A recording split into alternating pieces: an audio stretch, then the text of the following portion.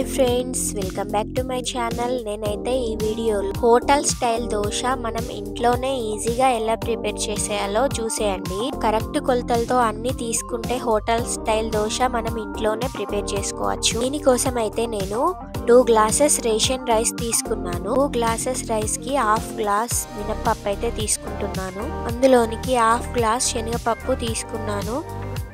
శనగపప్పును add చేసుకున్న తర్వాత కొన్ని మెంతులు అయితే యాడ్ చేసుకోవాలి. నేనైతే ఒక 4 టేబుల్ స్పూన్ల మెంతులు యాడ్ చేసి అవన్నీ మంచిగా వాష్ చేసుకోవాలి. 2 to 3 టైమ్స్ వాష్ చేసుకోవాలి. బియ్యానికి పప్పులకు ఉన్న డస్ట్ పోయేంత వరకు మంచిగా వాష్ చేసుకోవాలి. వాష్ చేసుకోవడం కంప్లీట్ అయ్యాక మూత పెట్టి పక్కన పెట్టుకోవాలి.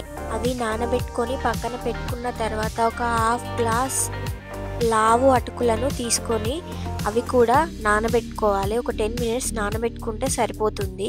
నేనైతే ఒక 10 మినిట్స్ నానబెట్టుకున్నాను. ఇవైతే నానిపోయాయి. నానబెట్టిన అటుకులను నానబెట్టుకొని పక్కన పెట్టిన రైస్ పప్పులోకి యాడ్ చేసుకోవాలి. యాడ్ చేసుకొని బాగా కలుపుకోవాలి. అవన్నీ ఒక మిక్సీ గిన్నెలోకి తీసుకొని మిక్సీ పట్టుకోవాలి. లేకపోతే మీకు గ్రైండర్ ఉంటే గ్రైండ్ అయినా చేసుకోవచ్చు. మనం దోశ పిండి బాగా మెత్తగా కాకుండా కొంచెం బరకగా మాత్రమే పట్టుకోవాలి. మనకు దోశ పిండి అయితే రెడీ అయిపోయింది. ఈ దోశ పిండి నేను చూపిస్తున్న విధంగా ఒకటే డైరెక్షన్లో కలపండి.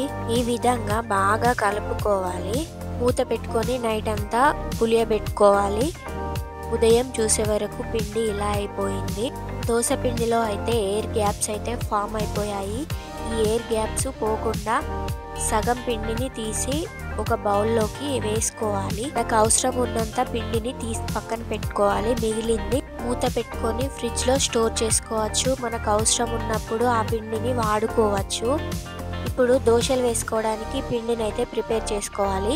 మనకు హోటల్ స్టైల్ దోశ రావాలంటే ఈ ఇంగ్రీడియంట్స్ అయితే మిస్ అవ్వకుండా కలపాలి. 1 table spoon salt, 1 table spoon sugar, 2 table spoon Bombay రవ్వ అయితే యాడ్ చేసుకొని బాగా కలుపుకోవాలి. బాగా కలుపుకున్న తర్వాత మనం బొంబాయి రవ్వ, షుగర్ యాడ్ చేసాము కదా, అవన్నీ నానే అంతలోపు ఒక 10 మినిట్స్ రెస్ట్ ఇవ్వాలి. ఆ తర్వాత కొంచెం వాటర్ అయితే యాడ్ చేసుకోవాలి. ఎక్కువగా వాటర్ యాడ్ చేసుకోవద్దు, మరి తక్కువగా వాటర్ యాడ్ చేసుకోవద్దు. మీడియంలో ఉండాలి దోశ పిండి. దోశ వేసుకోవడానికి అయితే ప్యాన్ను హీట్ అయ్యాక వాటర్ జల్లి టిష్యూ పేపర్తోని తుడిచేసి ఒక 1 గరిటె పిండి తీసుకొని ఈ విధంగా దోశను వేసుకోవాలి. ఆయిల్ కొద్దిగా అప్లై చేసుకోవాలి. దోశ మొత్తం చుట్టూ కాలేంత వరకు మనం పెనాన్ని తిప్పుకొని కాల్చుకోవాలి. దోశ కాలడం పూర్తయ్యాక అదే పైకి లేస్తుంది. అప్పుడు మనం తీసేసుకొని మిగతా పిండిని కూడా ఈ విధంగా వేసుకోవాలి.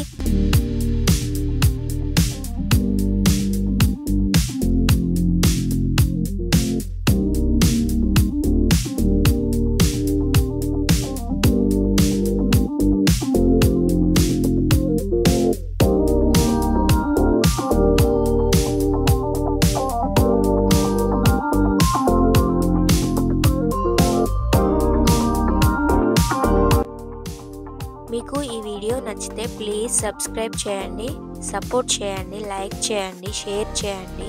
Thanks for watching. నెక్స్ట్ వీడియోలో మళ్ళీ కలుద్దాం. బాయ్.